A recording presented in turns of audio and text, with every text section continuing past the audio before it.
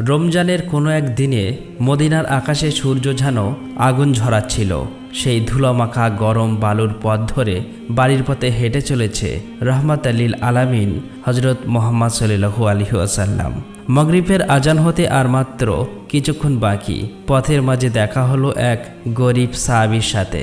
সাহাবী বললেন, ইয়া রাসূলুল্লাহ, বাড়িতে সবাই রোজাদার, আমিও সারাদিন রোজা রাখলাম, কিন্তু ইফতারের জন্য ঘরে কোনো খাবার নেই। ইয়া রাসূলুল্লাহ, আপনি কিছু ব্যবস্থা করতে পারবেন? তখন রাসূল সাল্লাল্লাহু আলাইহি ওয়াসাল্লাম তার কাছে থাকা মাত্র 2টি খেজুর তাকে দিয়ে বললেন, তুমি চিন্তা করো না, আল্লাহ আছেন, নিশ্চয়ই তিনি সাহায্য করবেন। আল্লাহ আমাদের রিজিক দাতা। এই দেখে সাহাবী কেঁদে ফেললেন। তবে নবীজির ঘরেও ইফতারের জন্য কিছুই নেই, কিন্তু তার সাহাবীদের কষ্ট তিনি সহ্য করতে পারতেন না। আহ, কি সহমর্মিতা, কি ভালোবাসা! নিজের ইফতারের খেজুরটুকু না খেয়ে সাহাবীদেরকে দিয়ে দিলেন। অতঃপর দূর থেকে ভেসে আসলো মাগরিবের সুমধুর আজানের ধ্বনি। তিনি আর দেরি করলেন না, তাড়াতাড়ি চললেন বাড়ির পথে। এখন সন্ধ্যা হয়ে এসেছে। নবীজি ঘরে ফিরলেন। হযরত আয়েশা রাদিয়াল্লাহু তাআলা আনহা ঘরের মধ্যে বসে কাঁদছেন। চোখ দিয়ে অবিরাম অশ্রু গড়িয়ে পড়েছে। নবীজি জিজ্ঞাসা করলেন, হে আয়েশা, কি হয়েছে, তুমি কাঁদছো কেন? তখন আয়েশা রাদিয়াল্লাহু তাআলা আনহা বললেন, ইয়া রাসূলুল্লাহ, আজ ঘরে ইফতারের জন্য পানি ছাড়া আর কিছুই নেই, একটি খেজুরও নেই। যার জন্য এই পৃথিবী সৃষ্টি হয়েছে, যিনি সারা জাহানের নবী, তার ঘরে আজ ইফতারের জন্য কিছুই নেই। এই কষ্ট আমি সহ্য করতে পারছি না। এই কথা শুনে প্রিয় নবীজি মুচকি হেসে বললেন, হে আয়েশা, তুমি চিন্তা করো না, আল্লাহ আছেন, তিনি আমাদের রিজিকদাতা, তিনি অবশ্যই কোনো ব্যবস্থা করবেন। আয়েশা রাদিয়াল্লাহু তাআলা আনহা আর কিছু বলতে পারলেন না, শুধু কাঁদতে লাগলেন। শুধু পানি পান করেই সেদিন ইফতার শেষ করলেন। অতঃপর পরের দিন প্রিয় নবীজি রোজা রাখলেন। সকালবেলা সাহাবাদের খোঁজ খবর নেওয়ার জন্য রোজা অবস্থায় একাই ঘর থেকে বের হলেন। তিনি হাঁটতে শুরু করলেন ক্লান্ত পায়ে, কিন্তু প্রচণ্ড গরমে নবীজির পবিত্র ঠোঁট শুকিয়ে গেছে, গলা শুকিয়ে কাঠ হয়ে গেছে, পেটে প্রচণ্ড ক্ষুধা। ক্লান্ত শরীর নিয়ে হাঁটতে হাঁটতে তিনি মক্কার বাইরে চলে এলেন। সেখানে কোনো মানুষ নেই, শুধু পাহাড়, শুধু পাথর, শুধু নিস্তব্ধতা। একটা বড় পাথরের উপর তিনি বসে বিশ্রাম নিচ্ছিলেন।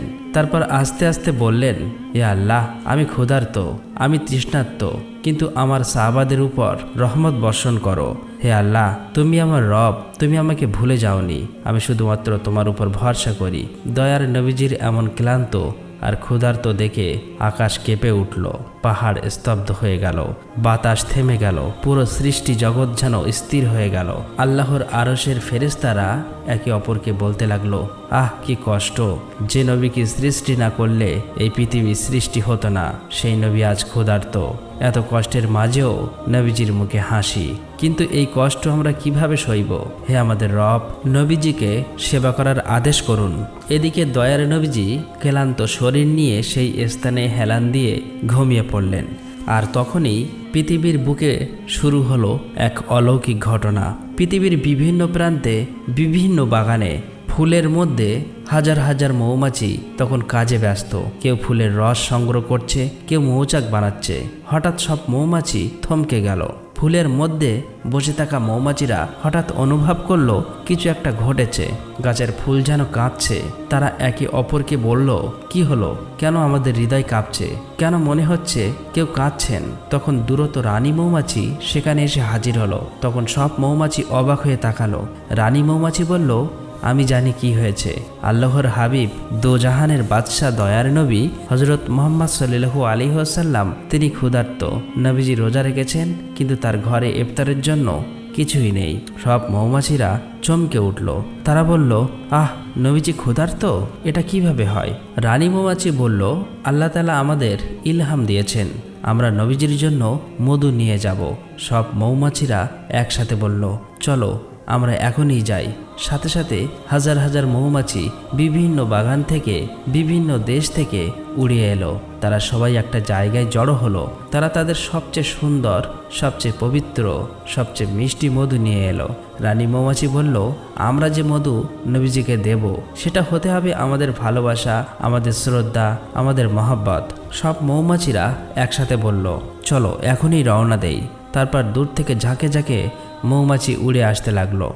এদিকে নবীজি তখনও বসে আছেন, চোখ বন্ধ করে দোয়া করছেন।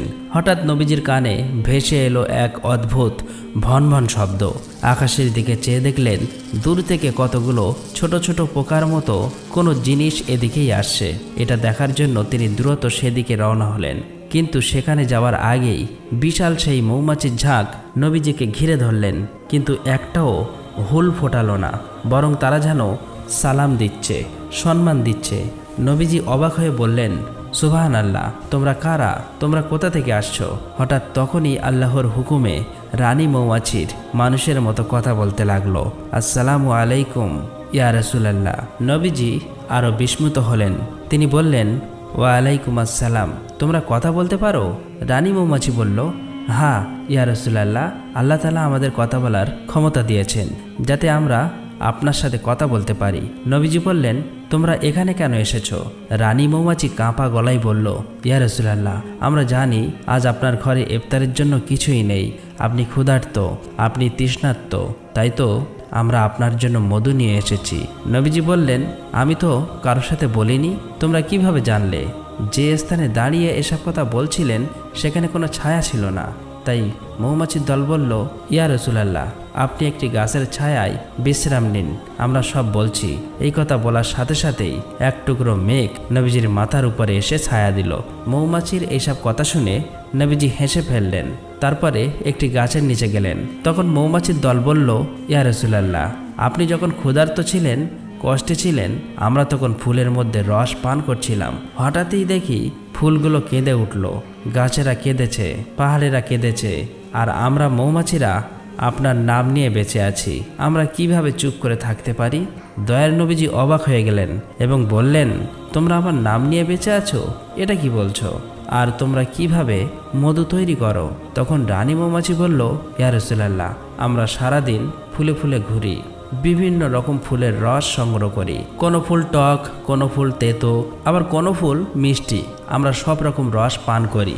সেই রস আমাদের পেটে হজম হয় এবং তারপর আমরা সেটা বের করে দেই, মলত্যাগ করি। দয়ার নবীজি বললেন, তাহলে এত মিষ্টি হয় কিভাবে? রানী মৌমাছি বলল, ইয়া রাসূলুল্লাহ, আল্লাহর হুকুমে আমরা একটি পবিত্র নাম উচ্চারণ করি, একটি মহান নামের জিকির করি, আর সেই নামের রহমত বরকত থেকে মধু এত মিষ্টি হয়।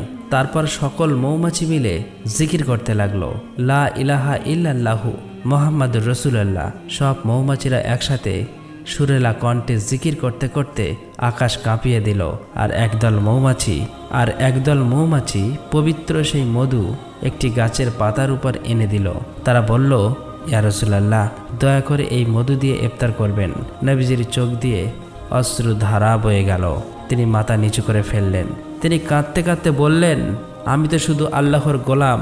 মৌমাছিরা বলল, ইয়া রাসূলুল্লাহ, আপনার নাম শুধু একটা নাম নয়, এটা রহমত, এটা বরকত, এটা শিফা। এই নাম নিলে অসম্ভব সম্ভব হয়। এই নাম নিলে বিষ অমৃত হয়। এই নাম নিলে অন্ধকার আলো হয়। তারপর মৌমাছির দল জিকির করতে করতে সেখান থেকে উড়ে গেল। কিন্তু কিছু মৌমাছি নবীজিকে পাহারা দেওয়ার জন্য আশেপাশেই ঘুরতে লাগলো। নবীজি হাত তুলে আল্লাহর দরবারে দোয়া করলেন, ইয়া আল্লাহ, তুমি আমার নামকে এত সম্মান দিলে, এত মর্যাদা দিলে, আমি কি করে তোমার শুকরিয়া আদায় করব। তখন প্রায় ইফতারের সময় চলে এসেছে। সূর্য পশ্চিমে ঢলে পড়েছে। নবীজি দ্রুত চললেন বাড়ির পথে, আর সাথে সাথে কিছু মৌমাছির দল পাহারা দিয়ে পিছন পিছন চললেন। অতঃপর রাসূল সাল্লাল্লাহু আলাইহি ওয়াসাল্লাম বাড়ি ফিরে এলেন। তখন কিছু মৌমাছি নবীজির বাড়ির বাইরে অপেক্ষা করছিল। তারপর রাসূল সাল্লাল্লাহু আলাইহি ওয়াসাল্লাম ও হযরত আয়েশা রাদিয়াল্লাহু তাআলা আনহা মধু একটিমাত্র খেজুর দিয়ে ইফতার করলেন। হযরত আয়েশা জিজ্ঞাসা করলেন, ইয়া রাসূলুল্লাহ, এমন সুস্বাদু মিষ্টি, এত সুন্দর জিনিস আপনি কোথায় পেলেন? তারপর নবীজি হযরত আয়েশাকে সমস্ত কথা বললেন। অতঃপর হযরত আয়েশা ও রাসূল সাল্লাল্লাহু আলাইহি ওয়াসাল্লাম একসাথে বললেন, মাশাআল্লাহ, এত মিষ্টি, এত সুস্বাদু, এত পবিত্র মধু, এতে তোমাদের ভালোবাসা মিশে আছে, তোমাদের মহব্বত মিশে আছে। মৌমাছিরা বাইরে থেকে এইসব কথা শুনতে পেয়ে খুশিতে উঠতে লাগলো। তারা বলল, আলহামদুলিল্লাহ, দয়ার নবীজি আমাদের তৈরি করা মধু খেলেন, আজ আমাদের জীবন সার্থক হয়ে গেল। তারা আল্লাহর দরবারে শুকরিয়া জানালেন। তারপর মৌমাছিরা উড়ে গেল, কিন্তু তাদের জিকির শোনা যাচ্ছিল, লা ইলাহা ইল্লাল্লাহ মুহাম্মাদুর রাসূলুল্লাহ। অতঃপর রাসূল সাল্লাল্লাহু আলাইহি ওয়াসাল্লাম কিছু মধু সাহাবীদের দেওয়ার জন্য সাথে নিলেন, আর দেরি করলেন না। এই সংবাদ দেওয়ার জন্য সাথে সাথেই তিনি রওনা হলেন সাহাবীদের কাছে। কিছুক্ষণ পর যখন তিনি সাহাবীদের কাছে পৌঁছালেন, সাহাবীরা তাকে দেখে অবাক হয়ে গেলেন। হযরত আবু বকর রাদিয়াল্লাহু তাআলা আনহু বললেন, ইয়া রাসূলুল্লাহ, আপনার চেহারায় আজ বিশেষ নূর দেখা যাচ্ছে, কি হয়েছে? নবীজি হেসে বললেন, আবু বকর, আজ আল্লাহ তাআলা আমাদের জন্য এমন ব্যবস্থা করেছেন যা তোমরা শুনলে অবাক হয়ে যাবে। তারপর সেই মধু তাদের সামনে রাখলো, আর নবীজি বলল, আজ আমরা ঘরে ইফতারের জন্য কিছু ছিল না, আমি পাহাড়ে গিয়ে আল্লাহর কাছে দোয়া করলাম। তখন হাজার হাজার মৌমাছি এসে আমার জন্য মধু নিয়ে এলো, তোমাদের জন্য কিছু নিয়ে এসেছি। সাহাবারা শুনছেন। হযরত ওমর রাদিয়াল্লাহু তাআলা আনহু উঠে দাঁড়িয়ে গেলেন, তার চোখ দিয়ে অশ্রু গড়িয়ে পড়ছে। তিনি বললেন, আল্লাহু আকবার, আল্লাহু আকবার, ইয়া রাসূলুল্লাহ, আপনার নামে কি বরকত। সাহাবারা সবাই একসাথে সুবহানাল্লাহ বলে উঠলেন। তাদের ঈমান আরো মজবুত হলো। পরের দিন পুরো মক্কায় এই ঘটনা ছড়িয়ে গেল। মুসলমানরা খুশিতে আত্মহারা। তারা অন্যদের কাছে গিয়ে বলতে লাগলো, আমাদের নবী সত্য, আল্লাহ আমাদের নবীকে ভালোবাসেন, তিনি তার জন্য মৌমাছি পাঠিয়েছেন এবং আমাদের জন্য তা থেকে সুস্বাদু মধু দিয়েছেন। এটা আল্লাহর এক নিদর্শন। ভাইয়েরা, আপনারা মুহাম্মদ সাল্লাল্লাহু আলাইহি ওয়াসাল্লামকে নবী বলে মেনে নিন। কিছু লোক এটা বিশ্বাস করল না, কিন্তু কাফেররা শুনে অবাক হয়ে গেল, তাদের বিশ্বাস হলো না। তাদের মধ্য থেকে একজন আবু জাহেলের কাছে এসে বলল, হুজুর, এতদিন তো শুনেছেন অন্য কথা, এখন মুহাম্মদ সাল্লাল্লাহু আলাইহি ওয়াসাল্লাম এক নতুন মিথ্যা কথা বলছে। তারা বলছে ছোট্ট মৌমাছি নাকি তাদের জন্য মিষ্টি মধু নামক কোনো তরল পদার্থ এনেছেন, যা খেতে অতি সুস্বাদু। এই মধু নাকি অনেক রোগের ঔষধ। এইসব কথা কি আপনি বিশ্বাস করেন? এই কথা শুনে আবু জাহেল অত্যন্ত রেগে গিয়ে বলল, ও মানুষকে বোকা বানানোর চেষ্টা করছে, মিথ্যা বলছে, ইসলাম ধর্ম গ্রহণের চেষ্টা করছে। এটা আমরা কোনো মতেই হতে দেব না। মৌমাছিরা কিভাবে মধু নিয়ে আসবে? এর একটা ব্যবস্থা করতেই হবে। অতঃপর তারা গরিব মুসলিমদের ধরে ধরে অত্যাচার করত আর বলতো, আমরা যা খাই, যা পান করি, এসব তো আমাদের দেবতার দান প্রকৃতর নিয়ম। এভাবেই কাফেররা আল্লাহর নিদর্শনকে অস্বীকার করত। একদিন এক সাহাবী মুহাম্মদ সাল্লাল্লাহু আলাইহি ওয়াসাল্লাম ও আল্লাহর নিদর্শন সম্পর্কে মানুষকে বোঝানোর এই অপরাধে কাফেররা তাকে ধরে নিয়ে অত্যাচার করতে থাকে আর বলে, এসব মিথ্যা, আমরা মানি না, এসব কিছু আমাদের দেবতার দান প্রকৃতর নিয়ম। যারা মুহাম্মদ সাল্লাল্লাহু আলাইহি ওয়াসাল্লামকে নবী বলে মানবে এবং তার ধর্ম পালন করবে, তাদের উপর এমনই অত্যাচার করব। এত কষ্ট পাবার পরেও তাদের ঈমান কখনো হারিয়ে যায়নি, বরং ঈমান আরো মজবুত হয়েছিল। এদিকে এক সাহাবী নবীজির কাছে গিয়ে বললেন, ইয়া রাসূলুল্লাহ, কাফেররা অসহায় মুসলিমদের উপর নির্যাতন করছে, অত্যাচার করছে। তারা আল্লাহর নিদর্শনকে বিশ্বাস করছে না, তোমাকে নবী বলে মেনে নিচ্ছে না। ইয়া রাসূলুল্লাহ, এর বিচার করুন। অতঃপর রাতের বেলা রাসূল সাল্লাল্লাহু আলাইহি ওয়াসাল্লাম চোখের জল নিয়ে আকাশে তাকালেন এবং দোয়া করে বললেন, হে আমার রব, তুমি আমাদের রক্ষা করো। যারা আল্লাহর নিদর্শনকে মেনে নেয় না, তাদেরকে হেদায়েত দান করো। হে আল্লাহ, কাফেরদের হাত থেকে তাদেরকে রক্ষা করো। এই দোয়া শেষ করার সাথে সাথেই আকাশ কেঁপে উঠল, একটা তীব্র নূর নেমে এলো। নবীজি তাকিয়ে দেখলেন জিবরাইল আলাইহিস সালাম নেমে আসলেন। জিবরাইল আলাইহিস সালাম এসে বললেন, আসসালামু আলাইকুম ইয়া রাসূলুল্লাহ, আমি আল্লাহর পক্ষ থেকে ওহী নিয়ে এসেছি। নবীজি বললেন, ওয়ালাইকুম আসসালাম ইয়া জিবরাইল। জিবরাইল আলাইহিস সালাম বললেন, আল্লাহ তাআলা একটি নতুন সূরা নাযিল করেছেন, এই সূরার নাম হবে সূরা আল-নাহল। নবীজি চমকে উঠলেন এবং বললেন, মৌমাছির সূরা? জিবরাইল আলাইহিস সালাম বললেন, হ্যাঁ, এই সূরায় আল্লাহ তাআলা মৌমাছিদের সম্পর্কে বলবেন, মধুর সম্পর্কে বলবেন এবং মানুষকে তার নিয়ামতের কথা মনে করিয়ে দেবেন। তারপর জিবরাইল আলাইহিস সালাম আল্লাহর বাণী পাঠ করতে শুরু করলেন, যার বাংলা অর্থ, আর তোমার রব মৌমাছিকে নির্দেশ দিয়েছেন যে পাহাড়ে, গাছে এবং মানুষ যে গৃহ নির্মাণ করে তাতে তুমি ঘর বানাও। তারপর প্রত্যেক ফল খাও এবং তোমার রবের সহজ পথে চলো। তার পেট থেকে বিভিন্ন রঙের পানীয় মধু বের হয়, যাতে মানুষের জন্য রয়েছে শিক্ষা, রোগ নিরাময়। নিশ্চয়ই এতে চিন্তাশীল কওমের জন্য নিদর্শন রয়েছে। সূরা আল-নাহল 68-69। এই আয়াত শোনার সাথে সাথেই নবীজি সিজদায় পড়ে গেলেন। তিনি কাঁদতে কাঁদতে বললেন, আলহামদুলিল্লাহ। আল্লাহ তাআলা মৌমাছিদের সম্পর্কে একটি পুরো সূরা নাজেল করলেন এবং বললেন যে মধুতে শিফা আছে। জিবরাইল আলাইহিস সালাম বললেন, ইয়া রাসূলুল্লাহ, এই সূরা এখন নাজিল হলো কারণ আল্লাহ তাআলা চান মানুষ জানুক মৌমাছিরা আল্লাহর বিশেষ সৃষ্টি। তারা সরাসরি আল্লাহর ইলহাম পায়। এই মধুতে শিফা আছে। এই কথা বলে জিবরাইল আলাইহিস সালাম আকাশে উঠে গেলেন। এই ঘটনার পর যখন নবীজি এই সূরা সকলকে পড়ে শোনালেন, তখন সাহাবারা শুনে কেঁদে ফেললেন। তারা বললেন, সুবহানাল্লাহ। আল্লাহ কোরআনে মৌমাছিদের সম্পর্কে বলেছেন, অনেকের লজ্জায় মাথা হেঁট হলো, অনেকের মুখ ফ্যাকাশে হয়ে গেল। অনেকে বিশ্বাস করলেও আবু জাহেল তখনও বিশ্বাস করতে পারেনি। তারপর থেকে কাফেরদের অত্যাচার কিছুটা হলেও কমে গিয়েছিল। তারা জানতো কিন্তু বিশ্বাস করত না। আল্লাহর নিদর্শনকে ইচ্ছা করেই অস্বীকার করত। এই সংবাদ পুরো মক্কায় ছড়িয়ে গেল। কিন্তু কিছু সত্য সন্ধানী কাফের যারা সত্য খুঁজছিল, তারা ভাবতে শুরু করলো। আবু জাহেল সেই ব্যক্তিকে বলল, তুমি লুকিয়ে লুকিয়ে লক্ষ্য রাখবে মুহাম্মদ মিথ্যা বলছে কিনা। সেই ব্যক্তি একদিন লুকিয়ে লুকিয়ে এই ঘটনা জানার জন্য একটা মৌমাছির মৌচাকের কাছে গেল। সে লুকিয়ে এক কোণে বসে থাকলো। কিছুক্ষণ পর সে যা দেখলো তার চোখেও বিশ্বাস করতে পারল না। সে হতবাক হয়ে গেল।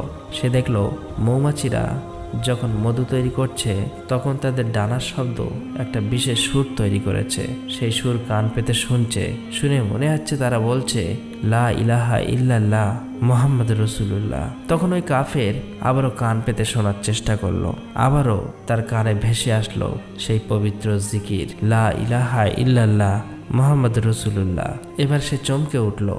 তার চোখ দিয়ে অশ্রু গড়িয়ে পড়ল। তার বুঝতে আর বাকি রইল না। সে আর দেরি করল না। সে দৌড়ে নবীজির কাছে এসে কাঁদতে কাঁদতে বলল, ইয়া রাসূলুল্লাহ, আমাকে ক্ষমা করে দিন। আমি সত্য দেখেছি, মৌমাছিরা সত্যিই আপনার নাম নিয়ে মধু তৈরি করে।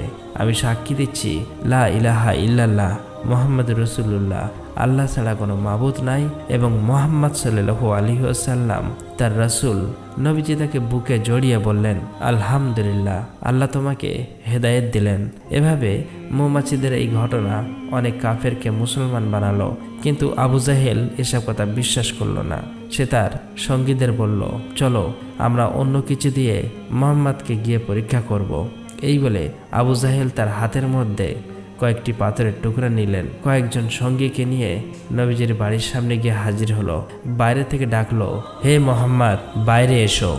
রাসূল সাল্লাল্লাহু আলাইহি ওয়াসাল্লাম আস্তে আস্তে বাইরে চলে আসলেন এবং নরম সুরে বললেন, কি ব্যাপার, আপনারা এ সময় এসেছেন? তখন আবু জাহেল বলল, হে মুহাম্মদ, আমরা একটি বিশেষ কারণে তোমার কাছে এসেছি। আর তুমি যদি এটা বলতে পারো তাহলে আমরা বিশ্বাস করব তুমি আল্লাহর নবী। তুমি সত্য কথা বলো। তখন রাসূল সাল্লাল্লাহু আলাইহি ওয়াসাল্লাম বললেন, কি কথা বলুন, কি জানতে এসেছেন? তখন আবু জাহেল বলল, আমার হাতের মুঠার মধ্যে কি আছে বলতে পারবে? নবীজি বললেন, আমি কিছু বলবো না, তবে তোমার হাতের মধ্যে যা লুকিয়ে রেখেছো তারাই আজ কথা বলবে। এই কথা বলার সাথে সাথেই সবাই উচ্চস্বরে হাসতে লাগলো। আর ঠিক সেই হাসির মাঝে ভেসে আসছে এক সুমধুর নাম, পবিত্র জিকির। আবু জাহেলের হাতের ভিতর থেকে পাথরগুলো যেন জমান খুলে গেল। তারা উচ্চস্বরে জিকির করতে লাগলো, লা ইলাহা ইল্লাল্লাহ মুহাম্মদ রাসূলুল্লাহ। চোখের সামনে এমন বিস্ময়কর অলৌকিক ঘটনা দেখার পর সেখানে থাকা সমস্ত লোক অবাক হয়ে গেল। তখন মুহাম্মদ সাল্লাল্লাহু আলাইহি ওয়াসাল্লাম বললেন, চাচা যান, এবার আপনি বিশ্বাস করেছেন তো? শুধুমাত্র একবার ভেবে দেখুন। নিষ্ঠুর আবু জাহেল অবাক হওয়ার পরেও অস্বীকার করলো।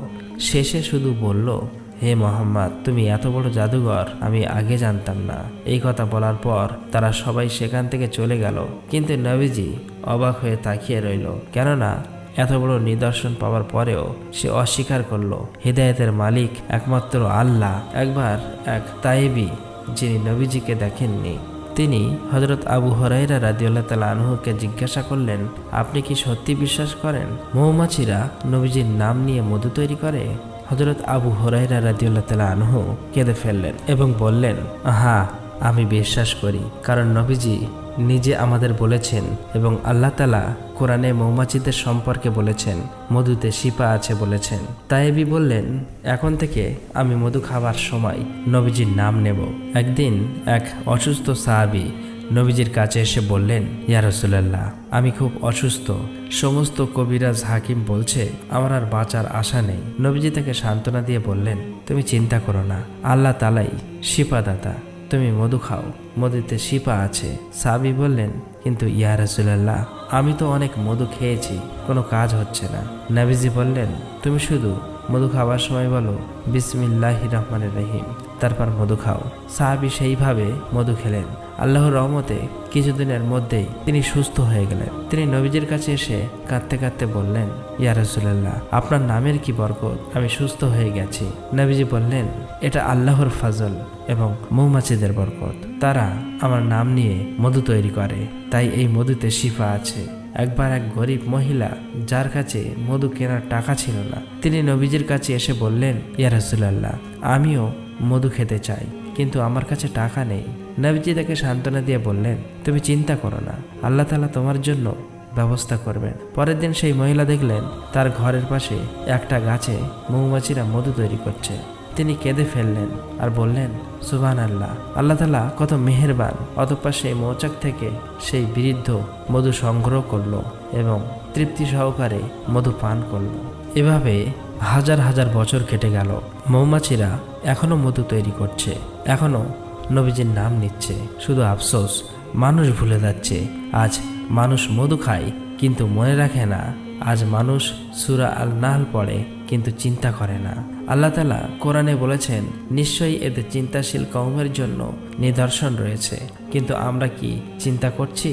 আজ আমরা যদি সূরা আল নাহল পড়ি এবং চিন্তা করি, তাহলে বুঝবো আল্লাহ তাআলা মৌমাছিদের সরাসরি ইলহাম দিয়েছেন। এবং সবচেয়ে বড় কথা, নবীজির নাম নাও, নবীজিকে ভালোবাসো, নবীজির পথে চলো, তাহলে তোমার জীবনও মধুর মতো মিষ্টি হয়ে যাবে। আল্লাহ রাব্বুল আলামিন যেন এই গল্পের মাধ্যমে মানুষের হৃদয়ে নবীজির প্রতি ভালোবাসা ছড়িয়ে তোলে। আমিন।